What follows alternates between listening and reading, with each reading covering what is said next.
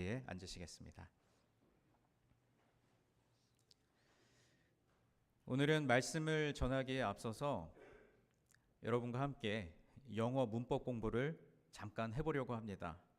설교 시간에 웬 뚱딴지같이 영어 문법이냐 하시겠지만 오늘의 설교와 연관이 있기 때문에 잠시 살펴보겠습니다. 여러분 학창 시절에 영어 공부하실 때 저도 글쎄요, 여러분들 세대하고 저하고 차이가 나면 나고 안 나면 안 날 수도 있는데요. 저도 성문 종합 영어 이 책으로 공부를 했던 기억이 납니다. 그런데 그 문법을 이제 한국에서는 영어를 배울 때 항상 문법을 굉장히 깊이 다루기 때문에 그 문법 가운데 능동태와 수동태라는 문법에 대해서 들어보신 기억들이 있으실 것입니다. 영어에서 태라고 하는 것은요, 주어와 동사의 관계를 나타내는데 이 능동태와 수동태는 문장의 주어가 수행하는 역할에 따라서 구분됩니다. 먼저 능동태가 주어가 동작의 주체가 되는 문장의 형태로서 어떤 일을 스스로 하다라는 의미를 나타낼 때 이 능동태 표현을 사용합니다. 또한 수동태는 주어가 동작의 대상이 되는 문장 형태로서 어떤 일이 되다 또는 어떤 일을 당하다라는 의미를 나타낼 때 쓰입니다. 예를 들면 밑에 있는 그 화면에 있는 내용 보시면 I read the book 하면은 나는 책을 읽었다라는 의미로 해석이 되죠. 근데 또 밑에 문장을 보면 The book was read by me라는 문장은 수동태로서 책이 나에게 읽혔다라는 의미로 해석할 수 있습니다. 그러니까 결국 이 두 문장은 책을 읽었다라고 하는 비슷한 의미를 담고 있지만 행동의 주체, 그러니까 내가 책을 읽은 것을 강조하느냐 아니면 책이 나에게 읽혔는지 그 행동의 대상이나 그 행동 자체를 강조하느냐에 따라서 이 강조점이 달라지는 것이죠. 이제 영어 공부를 마치고 다시 설교로 돌아와서 여러분 우리가 인생을 살아가는 모습에서도요, 이 능동태와 수동태가 나타납니다. 어떤 분들은 내가 이러한 일들을 했고 나는 앞으로 이러저러한 일들을 할 것이다 라고 말하시면서 나라고 하는 주어가 어떤 행동을 하는 능동태로 인생을 살아가십니다. 이런 방식으로 살아가는 분들은 늘 자신감이 넘치지만 행동의 결과와 그 보상도 자신의 것으로 여기기 때문에 때로는 다소 교만하게 보일 수도 있습니다. 이러한 분들은요, 나라는 주어가 누군가로부터 어떤 행동을 당하는 수동태로 살면 마치 그 사람들은 자기 주관도 없고 의지가 나약한 것처럼 치부해 버릴 때가 있습니다. 그런데 여러분, 막상 우리가 인생을 살다 보면 내가 할 수 있는 일보다 내가 할 수 없는 일들이 더 많다는 것을 깨닫게 됩니다. 기독교 신앙과 믿음을 가지고 살아가는 저와 여러분에게도 예상하지 못했던 일과 또 힘들고 고통스러운 일들이 다가옵니다. 하나님의 자녀가 되었다고 해서 인생의 위기와 문제들로부터 자유롭게 되는 것은 아닙니다. 왜냐하면 우리는 타락한 세상 속에서 살아가고 있기 때문에 하나님을 믿지 않는 세상 사람들처럼 어려운 일을 만나기도 하고 예기치 못한 사고를 당하기도 합니다. 우리가 그런 위기와 힘든 일들을 무사히 이겨내면 더 이상 그런 일들이 다가오지 않으면 좋겠는데 산 넘어 산이라는 말처럼 또 다른 어려움과 위기가 계속해서 우리를 찾아옵니다. 결국 우리의 인생은 어려움의 연속이고 또 이 땅에서 사는 날 동안 계속 위기를 만나게 되면 내가 능동적으로 해결할 수 없다라고 하는 한계를 경험하게 됩니다. 그래서 우리 그리스도인의 삶과 신앙생활은 오늘 말씀의 제목과 같이 근본적으로 언제나 수동태로 살아갈 수밖에 없습니다. 삶의 표현으로서 신앙인의 길은 문법적으로 표현하자면 능동태가 아닌 수동태, 전적으로 수동태로 살아가는 것이 우리의 신앙생활입니다. 여러분, 우리의 생명도 그리고 우리의 인생도 하나님으로부터 주어진 것입니다. 아멘이십니까? 그래서 하나님 앞에서 수동적으로 살아갈 수밖에 없는 존재들입니다. 우리가 오늘 이 예배 자리에 나온 것 같지만, 내가 직접 운전해서 또 걸어서 이곳에 나온 것 같지만, 주님께서 저와 여러분의 걸음을 이곳으로 이끌어 주신 줄 믿습니다. 그것이 바로 수동태로 사는 신앙인의 모습입니다. 제가 오늘 설교를 준비하다가 우연히 알게 된 책이 하나 있는데요. 책의 제목이 이렇습니다. 수동태 인생을 살다. 이 책의 저자는 김숙 목사님이라는 분이신데, 이분이 이제 그 책의 큰 제목은 수동태 인생을 살다라고 적어 놓으시고 그 밑에 부제를 이렇게 표현했습니다. 하나님 앞에 수동적으로 사는 삶에 대해. 그리고 책 머리에 아주 의미 있는 내용이 있는데요. 하나님 앞에 능동적으로 살아가기 위해 우리는 하나님께 철저히 수동적으로 되어야 한다. 전적으로 순종할 때 내 인생을 가장 적극적으로 멋있게 살아낼 수 있다라고 기록하고 있습니다.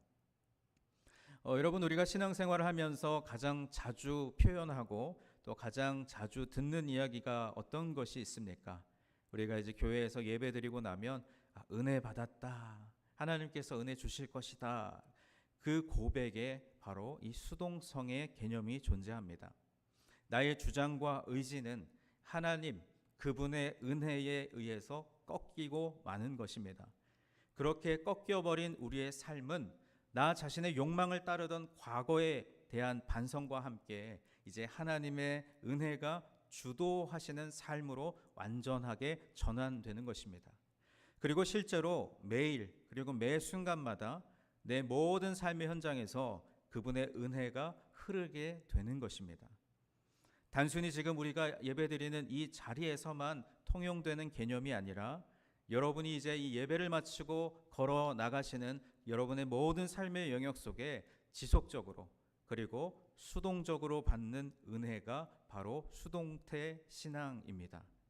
이것이 곧 은혜 받았다라는 고백의 진정한 의미라고 할 수 있습니다. 그러므로 하나님 앞에서의 수동적인 삶은 결국 하나님께서 주시는 은혜를 지속적으로 받으며 살아가는 삶입니다. 그러면 제가 여러분에게 한번 질문 드려 보겠습니다. 여러분은 수동태 신앙으로 살아가고 계십니까? 하나님의 은혜로 살아가고 계십니까? 하나님은 우리에게 은혜를 주시고 우리의 뜻과 의지가 아닌 하나님의 뜻과 하나님의 계획과 하나님의 섭리 가운데 살아가도록 우리를 인도하시는데, 여전히 수동태의 신앙이 아니라 능동태의 모습으로, 하나님 알겠습니다, 그런데 이건 제가 한번 해볼게요. 하나님 뜻은 알겠습니다, 근데 제가 살아보니까 이건 아닌 것 같아요. 오늘도 여전히 뜻하지 않은 어려움을 만나 여러 가지 문제와 위기 속에 놓여 계신 여러분, 우리 모두가 오늘의 이 말씀을 통해서 능동태로 살아가는 인생이 아니라 수동태로 살아가는 인생과 신앙생활이 되기를 주님의 이름으로 간절히 축원합니다. 오늘 본문에도 수동적으로 하나님의 일하심을 경험했던 성경의 인물, 바로 다니엘, 그분과 연관된 일화가 등장합니다. 오늘 본문은 다니엘 2장 18절부터 23절까지만 읽어보았지만, 오늘의 말씀을 좀 더 잘 이해하기 위해서 그 전체적인 흐름을 잠시 살펴보도록 하겠습니다. 바벨론의 포로로 잡혀온 다니엘과 그 친구들은 뜻을 정하고 왕의 음식으로 자신을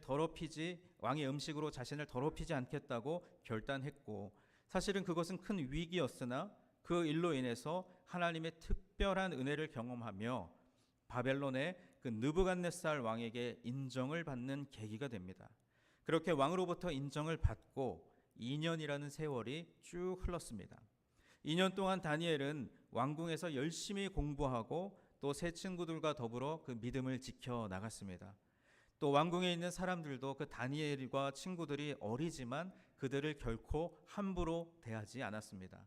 그렇게 평탄하기만 할 것 같던 그 왕궁 생활에 큰 위기가 닥쳤습니다. 오늘 본문이 담긴 다니엘 2장 1절 말씀을 한번 보시겠습니다. 느부갓네살이 다스린 지 2년이 되는 해에 느부갓네살이 꿈을 꾸고 그로 말미암아 마음이 번민하여 잠을 이루지 못한지라. 여러분이 느부갓네살은 왕이 되기 전부터 수많은 전쟁터를 누비며 승리를 거두었던 아주 강력한 왕이었습니다. 어떤 것도 두려워하지 않는 왕이었는데 그 왕이 꿈 때문에 괴로워하고 있는 것이죠. 성경은 마음이 번민하였다라고 말씀하는데 결국은 그 마음이 너무너무 답답하고 불편해서 잠을 제대로 이루지 못했습니다. 그래서 왕은 자신의 꿈이 어떤 의미인지를 알기 위해서 사람들을 불러 모읍니다. 다니엘 2장 2절의 말씀입니다. 왕이 그의 꿈을 자기에게 알려주도록 박수와 술객과 점쟁이와 갈대아 술사를 부르라 말하매 그들이 들어가서 왕의 앞에 선지라. 여러분, 여기서 박수는 요즘으로 말하면 남자 무당이고요. 술객은 점술에 정통한 사람이었고, 점쟁이와 술사는 그 술수를 잘 꾸며내는 사람들이었습니다. 그러니까 소위 당시에 바벨론에서 제일 잘 나가는 지혜자들을 소집했던 것입니다. 그 지혜자들이 왕의 그 꿈의 내용을 알려주시면 해석해 드리겠다고 했지만 왕은 그것을 거절합니다. 자신의 꿈과 해석 모두를 말하라고 명령한 것입니다. 그 요청을 받은 지혜자들의 입장에서는 정말 황당한 요구가 아닐 수 없습니다. 아니, 꿈을 알려주시고 그 꿈을 해몽해보라 하면 어떻게든 해보겠는데 어떤 꿈을 꾸었는지조차 말씀도 안 하시면서 내가 꾼 꿈이 무엇인지 그리고 그 꿈의 내용이 무엇인지를 한번 해석해보라고 말씀한 것입니다. 그러면서 왕은 다니엘 2장 5절에서 이렇게 말합니다.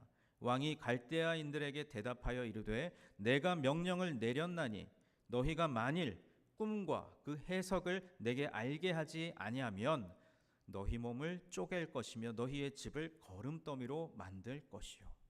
정말 무시무시한 명령이죠. 꿈과 그 해석을 말하지 못하면 너희들뿐 아니라 너희 집안과 너희 가족 모두를 멸살하겠다라는 무시무시한 말씀입니다. 지혜자들은 계속해서 왕에게 꿈을 알려주시기를 구했지만 왕의 생각에는 변함이 없었습니다. 왜냐하면 왕은 그들이 하는 말을 믿을 수 없기 때문입니다. 지혜자들이 실제로 꿈의 의미를 알지 못하면서 적당한 말로 꾸미고 마음대로 해석할 여지가 있고 정말 특별한 능력이 있는 지혜자라면 그 꿈의 내용을 알려주지 않아도 해석할 수 있을 것이라고 생각했던 것입니다. 그러나 결국 그들은 그 왕의 꿈을 해석해내지 못했고 왕의 진노로 인해서 모두 죽임을 당할 위기에 놓였습니다. 다니엘 2장 12절의 말씀입니다. 왕이 이로 말미암아 진노하고 통분하여 바벨론의 모든 지혜자들을 다 죽이라 명령하니라. 주님께서 사랑하시는 여러분, 우리 인간은 너무나 유약하고 또 유한한 존재입니다. 모든 것 중에 극히 작은 일부만을 아는 것이고 그 일부 중에서 내가 조금 많이 안다고 하며 서로 다투는 것이 우리가 살아가는 세상의 모습입니다. 분명 왕의 주변에 있었던 박수, 술객, 점쟁이, 술사들은 당시에 너무나 똑똑하고 유능하고 잘 나가던 사람들이었습니다. 그러나 결정적인 순간에 자신의 능력으로 그 문제를 해결하지 못하고 우왕좌왕하면서 결국 왕의 진노를 사서 죽임을 당할 위기에 처합니다. 세상의 지혜로 그 문제를 해결하지 못한 것입니다. 여러분, 우리는 자기가 아는 선에서만 말하고 해결책을 내어 놓을 뿐입니다. 이 세상 그 누구도 인간의 삶에 일어나는 모든 문제에 대한 해답을 제시할 수 없습니다.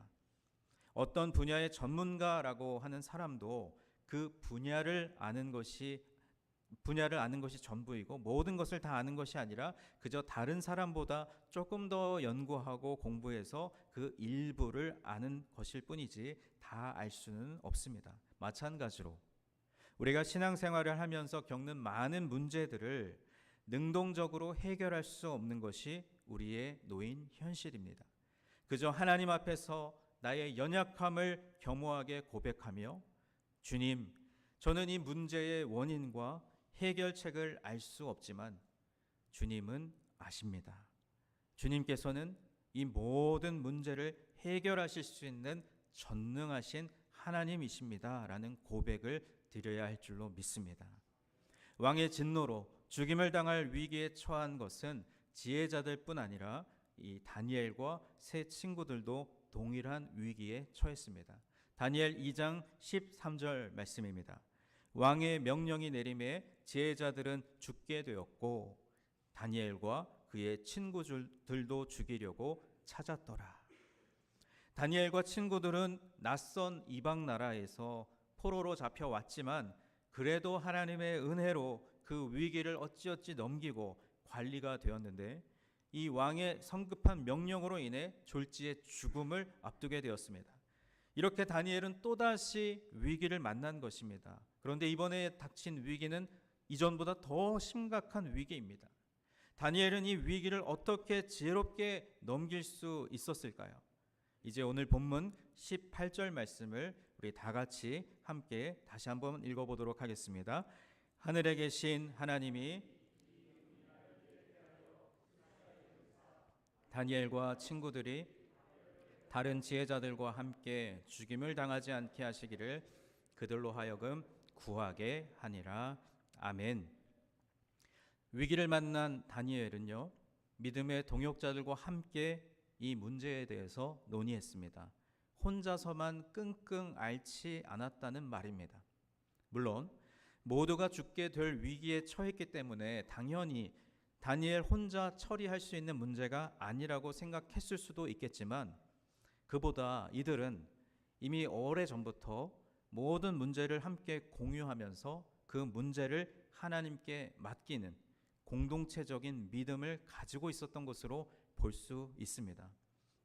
그런데 이 문제를 논의하던 중에 놀라운 일이 벌어집니다. 바로 하나님께서 이 문제 가운데 개입하신 것입니다. 오늘 18절 말씀을 보면 하늘에 계신 하나님이 이 은밀한 일에 대하여 어떻게 하셨다고요? 불쌍히 여기사라고 기록하고 있습니다. 하나님은 이제 죽게 될 처지에 몰린 이 믿음의 자녀들을 그냥 보고 계시기만 하는 분이 아닙니다. 이 현재의 상황 가운데 벌어진 문제를 가지고 고민과 염려가 아닌 기도할 마음을 그들 안에 불어 넣어 주십니다. 그래서 18절 맨 마지막 말씀을 보면 그들로 하여금 구하게 하니라 라고 말씀합니다. 다시 표현하자면 그들로 하여금 기도하게 하시니라 라고 말씀할 수 있습니다. 그들이 알아서 그들이 기도했다가 아니라 그런 능동태적인 표현이 아니라 그들로 하여금 기도하게 하셨다라고 하는 수동태입니다.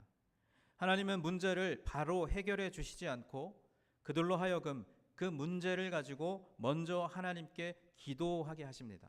왜 그럴까요? 내가 그 문제를 해결했다가 아니라 나를 기도하게 하신 하나님, 그리고 나의 기도를 들으신 하나님께서 그 문제를 해결해 주셨다라고 하는 고백을 통해 하나님이 영광을 받으시기 위함입니다. 이들은 느부갓네살 왕의 꿈을 해몽하는 일을 놓고 아마 함께 간절히 기도했을 것입니다. 그러면서 하나님의 지혜와 하나님의 도우심을 구했을 것입니다. 주님께서 사랑하시는 우리 유니온 교회 성도 여러분, 하나님은 오늘도 우리에게 문제를 가지고 기도하라고 말씀하십니다. 그리고 기도하도록 인도하십니다. 내가 기도할 수 있다, 내가 기도하겠다가 아니라 우리를 불쌍히 여기사 그들로 하여금 구하게 하시는, 우리로 하여금 기도하게 하시는 하나님이십니다. 그리고 그 기도하게 하신 그 문제의 응답으로 역사하십니다. 믿으십니까? 여러분 보십시오. 다니엘서 1장에서 왕의 진미를 먹지 않겠다고 뜻을 정했던 다니엘과 세 친구들이 느부갓네살 왕 앞에서는 도리어 칭찬과 인정을 받았습니다. 이제 탄탄대로를 걸으며 승승장구할 일만 남았는데 이게 웬일입니까? 죽을 위기가 찾아왔습니다. 이것이 내일 일을 알지 못하는 연약하고 유한한 우리들의 삶의 모습입니다. 평생 직장에서 일터에서 그냥 잘 나갈 줄 알았는데 갑자기 해고 통보가 날아옵니다. 내 건강만큼은 누구보다 자신했는데 병원에서 체크업을 하다가 암을 발견합니다. 죽을 만큼 사랑해서 결혼했는데 어느 날 나는 더 이상 당신과는 못 살아 하는 이혼 통보를 받게 됩니다. 그런데 여러분, 이것이 우리 인생의 끝이 아닙니다. 추락하는 것에는 날개가 있습니다. 하나님은 여러분에게 그 날개를 달아 주십니다. 나 스스로는 능동적으로 날개짓을 할 힘조차 없고 그렇게 허덕이고 있는데, 그런 나를 이 세상 그 누구보다 잘 아시는 하나님께서 우리를 대신해서 날갯짓을 해 주십니다. 베드로전서 5장 7절에 보면 이러한 말씀이 있습니다. 너희 염려를 어떻게 하라고요? 주께 맡기라. 다 주께 맡기라. 이는 그가 너희를 어떻게 하셔요? 돌보심이라. 아멘. 너는 너의 문제를 나에게 맡기기만 하라고 위로하시며 소망을 주십니다. 그분이 바로 우리가 믿는 하나님이십니다. 할렐루야. 여러분의 삶에 어떤 문제와 위기가 닥쳐오셨습니까? 그것이 어떤 것이든지 전능하신 하나님은 우리로 하여금 그 문제에 얽매이지 말고 기도하게 하십니다. 빌립보서 4장 6절과 7절은 우리에게 말씀합니다. 다 함께 이 말씀을 읽어보겠습니다. 아무것도 염려하지 말고 다만 모든 일에 기도와 간구로 너희 구할 것을 감사함으로 하나님께 아뢰라. 그리하면 모든 지각에 뛰어난 하나님의 평강이 그리스도 예수 안에서 너희 마음과 생각을 지키시리라. 아멘. 다니엘과 친구들로 하여금 기도하게 하신 하나님의 역사로 어떠한 일이 일어났을까요? 오늘 본문 19절의 말씀입니다. 이에 이 은밀한 것이 밤의 환상으로 다니엘에게 나타나 보임에 다니엘이 하늘에 계신 하나님을 찬송하니라. 아멘. 하나님께서 그 밤에 다니엘에게 환상을 보여주셨습니다. 그 환상을 본 다니엘의 심정이 어떠했을까요? 너무나도 기쁘고 흥분이 되었을 것입니다. 아, 그것이었구나. 그것을 하나님께서 내게 알게 하셨구나. 우리가 보통 다른 사람이 모르는 답을 나만 알고 있을 때 우리 마음이 어떻습니까? 제가 아이들하고 가끔 넌센스 퀴즈, 이렇게 어디 자동차를 운전해서 갈 때 아이들하고 넌센스 퀴즈를 하는데, 이제 첫째는 영리해서 답을 이미 알고 있는 문제가 나오면 막 그거를 동생한테 얘기하고 싶어가지고 어쩔 줄 몰라 합니다. 내가 안다고, 내가 먼저 답을 하겠다고 방방 뜁니다. 다른 사람이 모르는 것을 나만 알고 있을 때 내가 뭔가 특별한 사람이 된 것 같아서 기분이 좋고 자랑하고 싶은 것이 인지상정입니다. 그런데 그런 상황에서 다니엘은 왕에게 바로 달려가서 자신이 본 환상을 먼저 말한 것이 아니라 가장 먼저 어떻게 했냐면 하나님을 찬양했습니다. 그 누구도 알 수 없었던 꿈, 그 당시에 잘 나가던 지혜자들도 아무도 알 수 없었던 그 꿈을 다니엘이 알게 되었을 때 다니엘은 하나님께서 그 꿈을 알게 해 주셨음을 잊지 않았습니다. 내가 꿈을 해석해냈다라고 하는 능동태가 아니라 하나님께서 나로 하여금 기도하게 하셨고 그리고 그 꿈을 알도록 하셨다라는 수동태의 신앙을 보여주었습니다. 여러분, 우리는 보통 위기를 만나면 절실함으로 하나님께 매달립니다. 하나님 도와주세요. 하나님 어떻게 해야 되겠습니까? 금식도 하고 기도도 하고 정말 열심을 다합니다. 그러나 그 위기와 그 문제가 해결되고 나면 또다시 그 절실함과 간절함은 온데간데 없이 사라져 버립니다. 그 절실함이 뜨거운 찬양과 감사로 바뀌는 경우는 별로 없습니다. 개인의 인생과 신앙도 물론이지만 우리 교회 공동체에도 마찬가지입니다. 우리 공동체가 겪는 어려움이 해결되면 우리는 함께 즐거워하고 기뻐합니다. 그러나 그 해결의 주체가 우리가 아니라 하나님이심을 고백하며 찬양과 감사를 드렸는지 우리 교회가 지나온 신앙의 흔적을 돌아보았으면 좋겠습니다. 우리는 찬양을 통해서 하나님이 어떠한 분이신지를 기억하고 하나님을 높여드립니다. 하나님께서 우리를 위해서 하신 일을 기억하고 그분이 우리 공동체에 어떤 일을 하고 계시는지를 바라봅니다. 찬양이 우리에게 새 힘과 열정을 주고 하나님을 향한 마음을 새롭게 해줍니다. 그래서 우리의 신앙생활 가운데 이 찬양과 감사가 줄어들면 우리의 신앙도 점점 시들시들해집니다. 주님께서 일하심을 바라보며 우리의 모든 문제를 해결해 주시는 주님께 감사와 찬양을 드리는 우리 모두가 되기를 소원합니다. 다니엘은 기쁜 마음으로 제일 먼저 기도에 응답해 주신 하나님을 찬양했습니다. 오늘 본문 20절부터 23절까지의 말씀인데요. 우리 말씀이 조금 길지만 다 함께 이 다니엘의 감사의 기도가 우리의 기도가 되기를 소원하는 마음으로 우리 20절부터 23절까지의 말씀을 다 함께 읽어보겠습니다. 다니엘이 말하여 이르되 영원부터 영원까지 하나님의 이름을 찬송할 것은 지혜와 능력이 그에게 있음이로다. 그는 때와 계절을 바꾸시며 왕들을 패하시고 왕들을 세우시며 지혜자에게 지혜를 주시고 총명한 자에게 지식을 주시는도다.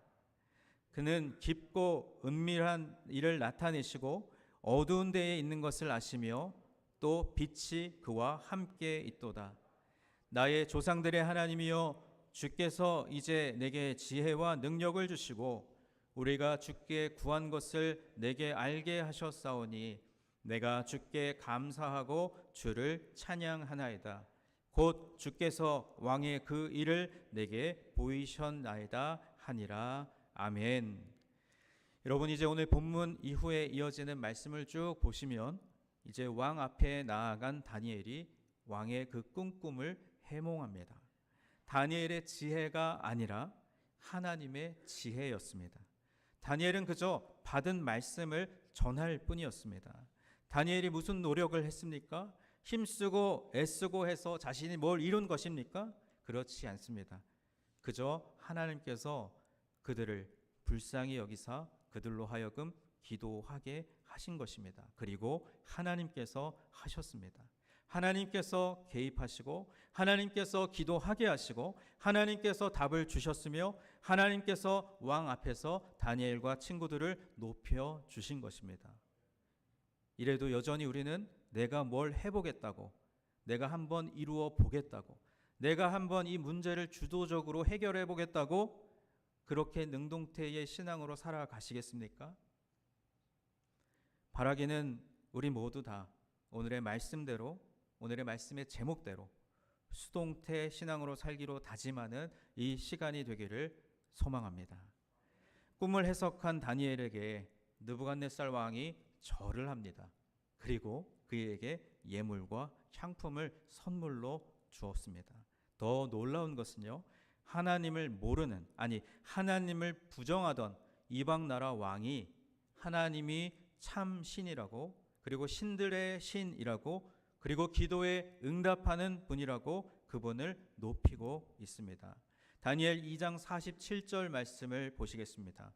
왕이 대답하여 다니엘에게 이르되 너희 하나님은 참으로 모든 신들의 신이시오 모든 왕의 주제시로다.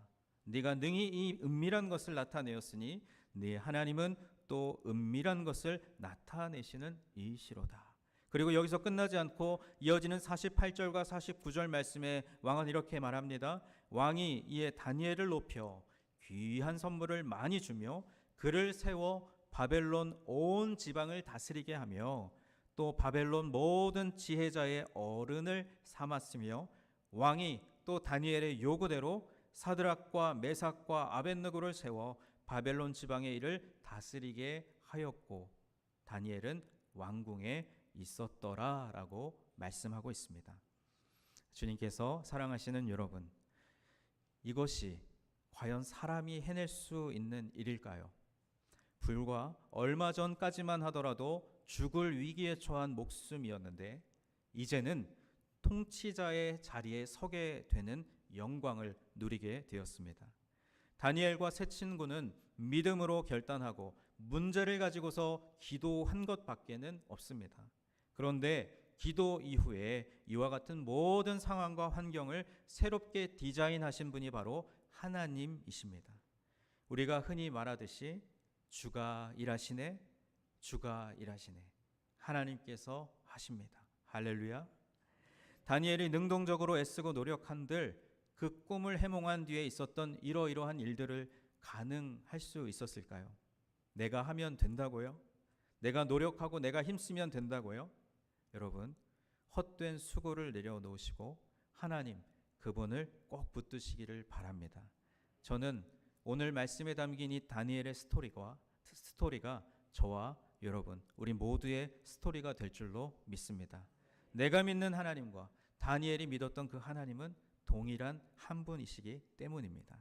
주님께서 사랑하시는 유니온교회 성도 여러분, 세상 사람들이 다 안 된다, 못한다고 하며 불가능해 보이는 문제와 어려움을 지금 겪고 계십니까? 그 모든 문제를 하나님 그분께 맡기시기 바랍니다. 사람이 못한다고 하나님도 못하시는 게 아니지 않습니까? 사람이 모른다고 하나님도 모르는 것은 아니지 않습니까? 하나님께서는 하실 수 있습니다. 하나님은 불가능해 보이는 여러분의 그 문제 가운데 개입하십니다. 무엇을 통해서? 네, 기도를 통해서. 하나님은 여러분의 기도를 통해서 응답하시고 일하시는 분이신 줄 믿습니다. 오늘 이 아침에 여러분을 왜 이 자리로 부르셨습니까? 바로 수동태 신앙으로 우리로 하여금, 그들로 하여금 구하게 하셨던 것처럼 우리로 하여금 내 삶에 이러저러한 문제들, 내 가정, 내 일터, 또 우리 교회 여러 가지 문제들을 놓고 기도하게 하시려고 부르신 줄 믿습니다. 기도해야 하나님을 만나고 제대로 된 신앙생활을 할 뿐 아니라 우리의 삶에 이러저러한 문제들을 해결받을 수 있는 줄 믿습니다. 오늘 말씀을 통해서 수동태 신앙으로 살기로 결단하셨다면, 그렇게 뜻을 정하신다면 이제는 다른 것이 아니라 기도하시기 바랍니다. 그 결단과 그 뜻이 이 예배 자리를 나가는 순간 그저 안개처럼 사라지는 공허한 메아리가 되지 않고 내 삶의 흔적이 될 수 있도록 기도하시기 바랍니다. 모든 문제보다 크신 하나님, 그 하나님께 기도로 그분의 도우심을 구하며 응답하실 주님을 찬양하는 우리 모두가 되기를 주님의 이름으로 간절히 축원합니다.